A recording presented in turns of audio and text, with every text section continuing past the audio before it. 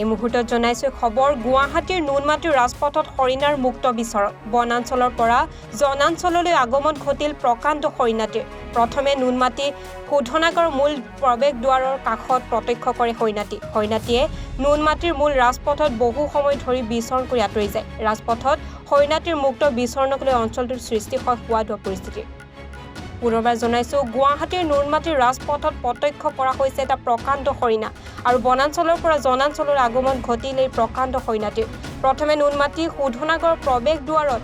এই হৰিণাটি প্ৰত্যক্ষ কৰে ৰাইজে হৰিণাটিয়ে নুনমাটিৰ মূল ৰাজপথত বহু সময় ধৰি বিচৰণ কৰি থাকে আৰু ইয়াৰ পাছতে আঁতৰি যায় হৰিণাটি ৰাজপথত হৰিণাটিৰ মুক্ত বিচৰণক লৈ অঞ্চলটোৰ সৃষ্টি হয় হোৱা পৰিস্থিতি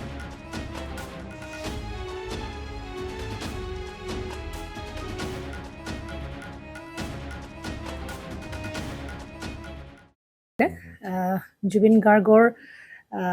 গীতসমূহৰ ওপৰত আধাৰিত গানে কি আনে নামৰ এটা সুন্দৰ অনুষ্ঠান আপোনালোকৰ ওচৰলৈ আহি আছে অতি শীঘ্ৰে অহা 15 আগষ্টৰ পৰা ধেমাজিৰ পৰা প্ৰথম অডিশ্যন আৰম্ভ হ'ব আৰু সেই অডিশ্যনৰ যোগেদি বিভিন্ন কণ্ঠশিল্পীসকলে যিসকলে এই অনুষ্ঠানত যোগদান কৰিব বিচাৰে তেওঁলোকে এই অডিশ্যনৰ যোগেদি আগবাঢ়ি আহক আৰু জুবিন গাৰ্গৰ বহুত ভাল লগা গান আমি সদায় শুনি আহোঁ আৰু আপোনালোকৰ যদি ভাল লগা গান থাকে জুবিন গাৰ্গৰ আপোনালোকে গাই ভাল পায় তেন্তে অডিশ্যনত যোগদান কৰক মোৰ ফালৰ পৰা আন্তৰিক শুভকামনা থাকিল এই সম্পূৰ্ণ অনুষ্ঠানটোলৈ ধন্যবাদ